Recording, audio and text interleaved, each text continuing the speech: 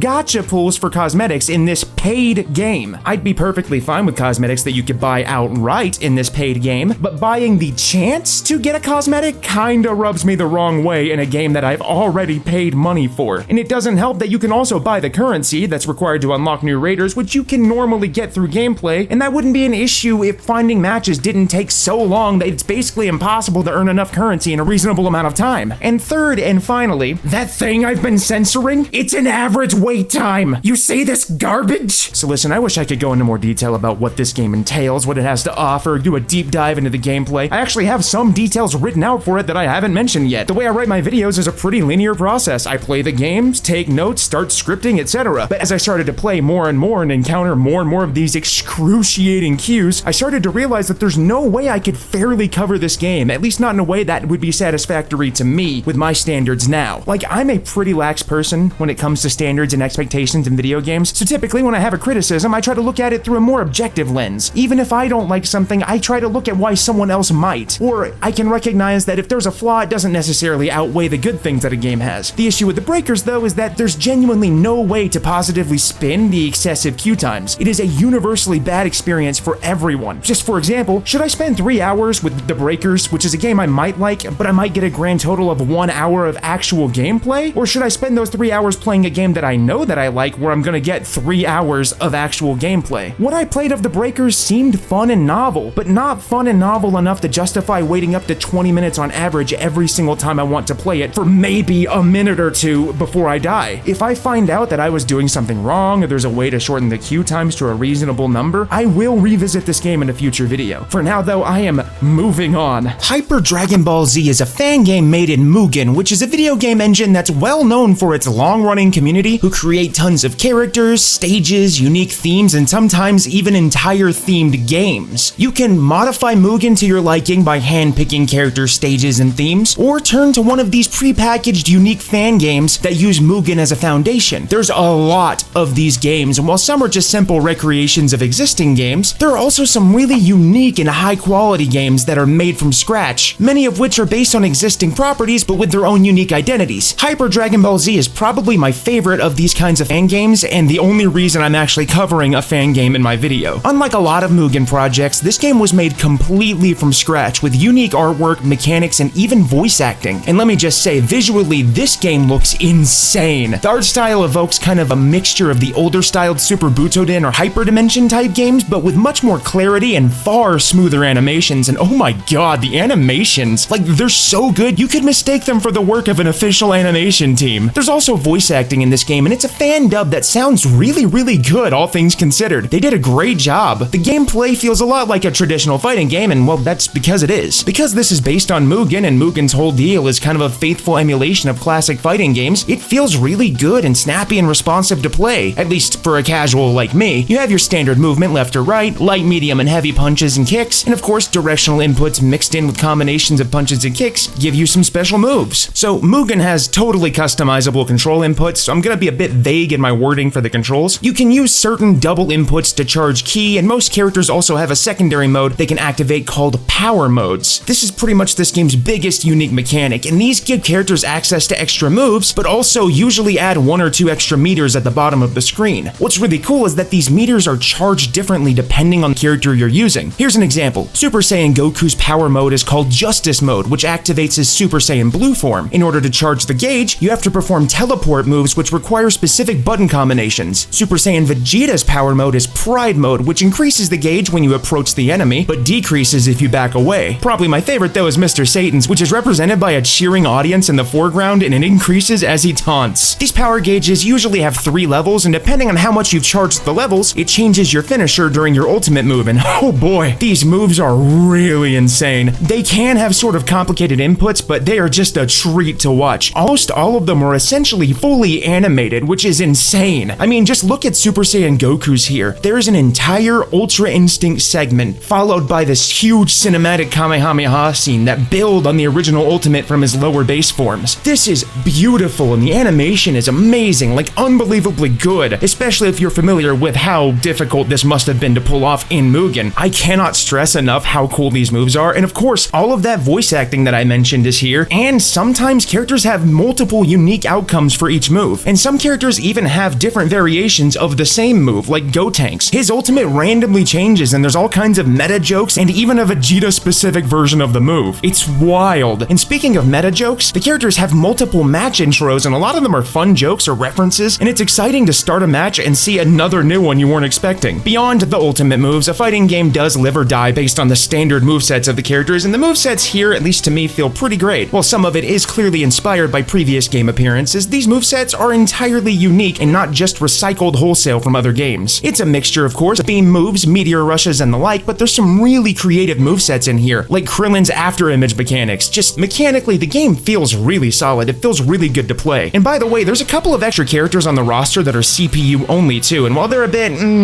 different, I will say that it's well worth experiencing them for yourself, like the farmer with the shotgun. While I'd normally go over modes, I won't, because there's not really any special modes outside of the stuff that's built into Mugen. It's arcade mode, versus mode, survival, you know, that kind of stuff. Still, this game is genuinely fantastic and feels almost like an alternate 90s Capcom Dragon Ball arcade fighter that we never got. It's kind of a bummer that there's no online multiplayer right now, at least in the version that I played, but that is to be expected with a Mugen-based game. Fortunately, the game is still in active development, and they're working on new characters, and there is currently a newer open source implementation of Mugen called Ikemen Go that is in super active development, unlike Mugen itself, and has a bunch of new features that Mugen has sorely needed, including the capability for rollback net play. So it's definitely something that the Hyper Dragon Ball Z team could port this game to at some point. But I digress. If you like fighting games, and especially if you're a fan of Dragon Ball, play this if you can. It's free, and I will put a download link to it in the pinned comment, along with the other games I showed in this segment, so you can check them out yourself. For a fan effort, this game really blew me away. I'm not great at fighting games in general, but I still had a blast playing this and discovering everything it had to offer. Dragon Ball FighterZ was released on all major home consoles and on PC in 2018. Visually, this game is one of the most beautiful games I have ever played in my entire life. Seriously, the art direction here is top notch, and at times it feels like I'm watching an anime cutscene. This game uses the technique that a lot of recent Arc System Works games have used, where the 3D models are both lit and animated as though they were 2D animation, leading to some incredible optical illusions that make this game feel like it's straight up anime, and that aesthetic is as perfect as you can get for representing Dragon Ball Z or any anime in a video game. If every Dragon Ball Z game used this aesthetic from now on, I wouldn't even be upset. Seriously, it looks so good. Though I totally understand that a lot of this is basically just optical illusions and highly controlled shading effects from specific angles, so that probably isn't super realistic, at least not for a game with a player-controlled camera. Anyways, as for gameplay, this is the standard fighting game formula, but with some unique elements and what I consider to be newbie-friendly mechanics. You've got all the normal movement with light, medium, and strong attacks. I don't feel like I need to explain all of that again. This game does auto combos though, which means that you can get really flashy combos just by continuing to press the attack buttons. The difference here from the Butoden game that I was complaining about though is that you can actually switch up your attacks, and there's actual incentive to change it up and use different attacks, especially when the opponent can counter you very easily.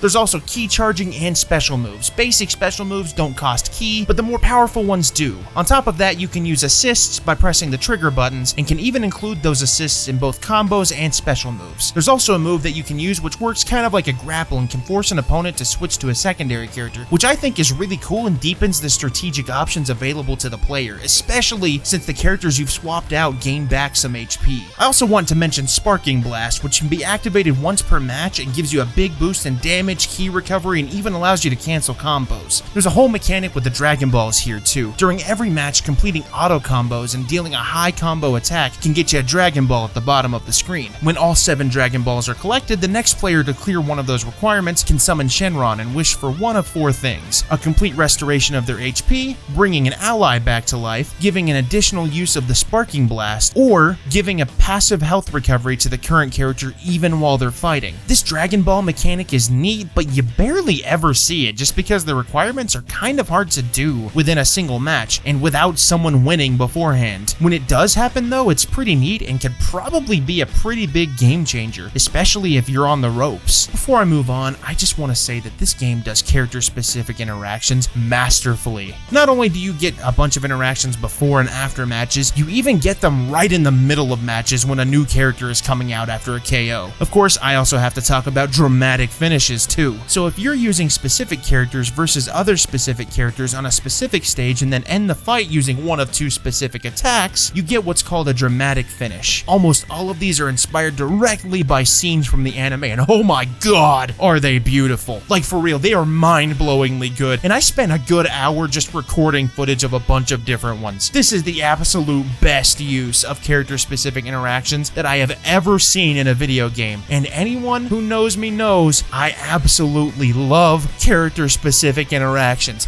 This is just next level though, and it sets the bar really stupid high for me. Anyways, back to the normal stuff. This game's UI is unique to say the least. Remember how the Xenoverse games had you running around a hub area to access the modes? FighterZ does something similar, just in a completely different style and also a lot smaller in scale. Here, it's a little hub area where you can run around with little chibified characters that you unlock with a bunch of different costumes. You can also just open a menu to navigate the modes, but where's the fun in that? In this little hub area, you can run from place to find different game modes. But there's more! There's also a little shop where you can buy items using Zenny, like new hub characters and outfits. There's also this little fan club thing that you can join for specific characters too. Oh, and you can just run up to other people and initiate fights with them if you want to do that kind of thing. You of course also have the ability to modify your online profile player card thingy using stuff you've unlocked using Zenny. And there's a bunch of little layouts that you can use in a ton of unlockable titles. I of course got really cocky and called myself God of the Battlefield. I'm sure that won't come back to bite me in the ass. Obviously the easiest way to navigate this is just to open the menu though, and the menu reveals that this game has a ton of modes. The arcade mode isn't just a straightforward arcade mode. Instead, it's an arcade mode with multiple scenarios, and each scenario has branching paths. The way it works is that you choose your scenario and you begin the fights with your team. Your ranking at the end of each fight affects which path you take. Get a higher ranking, you go up a higher path, leading to better rewards and more challenging fights. Lower ranking, the opposite. This means that even the arcade mode has replay value as you improve your skills over time. I really like how this is done here. It feels fair and it molds itself to your skill level. You still feel challenged, and even when you don't do as well as you hope, you can come back later and try again at the higher branches when you've gotten a little bit better at the game.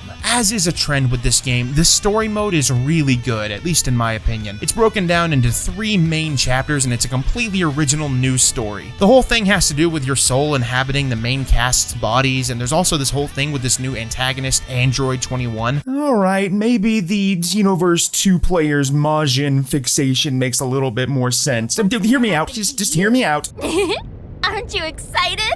The gameplay is broken down into cutscenes, a sort of game board interface thing, and the fights themselves. The general idea is you set up your party using characters that you've saved, and once the party's together, you move them around on this game board screen, which changes every chapter. This board is uniquely different from the thing that we saw in the arcade mode, as in this one you choose where you move. Most spaces have enemies, and as you move along the board, the enemies grow stronger in level. Some spaces have specific rewards, like unlockable characters to add to your party accompanied by a boss fight, and generally these are the spaces that you're headed towards. Of course, you can beeline to the boss battles, but then you'll miss out on experience. Speaking of experience, there's a leveling system here, but also an equipment system. There's a bunch of stuff that you can unlock, and most of the stuff is stuff that boosts your stats. When you get into fights, you use the party that you have set up, and after the fights are over, the characters recover a little HP if they lost any, but not all of it every time. This kind of encourages you to mess around with your party composition, but there's another reason to mess with your party composition too. Something that I noticed in the story mode is that it seems like you get extra cutscenes during some missions if you have specific party compositions. The reason I sound unsure is because I wasn't able to 100% verify this, but based on searching online and watching other people's gameplay and comparing it to mine, it looks like this is the case. This means that playing around with team compositions might give you extra optional cutscenes that you might otherwise miss. If you're using specific characters in your party, they all get their own little moments too, separate from the group scenes. There's always a scene or two where that character gets the spotlight, and it's nice that there's a bunch of callbacks and references to the original story too. So the other modes include local multiplayer modes and online multiplayer modes. So this game had a roster of around 20 characters at launch, but post-launch added enough DLC to effectively double the roster. In fact, most major characters from Dragon Ball Z and Super have some kind of representation here, and all of them have unique movesets that don't feel reused, redone, or even samey. I actually kind of lucked out for this video because I didn't own any of the DLC, but right when I started getting footage of this game, it all went on sale for 50% off. Lucky me. While I don't think this game will get any more characters at this point, I think the ones that are here are all excellent, and honestly, the game doesn't need a huge ever-expanding roster like some other games. Yo, so Dragon Ball FighterZ is a game that changed a lot of people's perception of anime fighting games. This game was not also important for just Dragon Ball, but also growing the fighting game community and the evolution of Arc System Works. Ever since the release of DBFZ, everyone has been asking for the next anime-like fighters game from ArcSys, and this also pushed anime fighting games into the mainstream. Even within the fighting game community, there's one of the modern fighters that gather all different fighting game player bases. Heck, the entire FGC came to compete and play around this time. We've had amazing players come from Mortal Kombat such as Sonic Fox, and have players come from King of Fighters, Street Fighter, and Multi Blood as well. This game isn't just a great game, it's a generational one. It just feels excellent to play, and there's no real weaknesses here to me. I only ever had a good time, and while I could sometimes get frustrated from, I don't know, losing a fight, that's more of a skill issue that can be improved with practice. Of course, the amount of fan service with the character-specific interactions, dramatic finishes, and just overall nice original story mode really sweetens the deal too.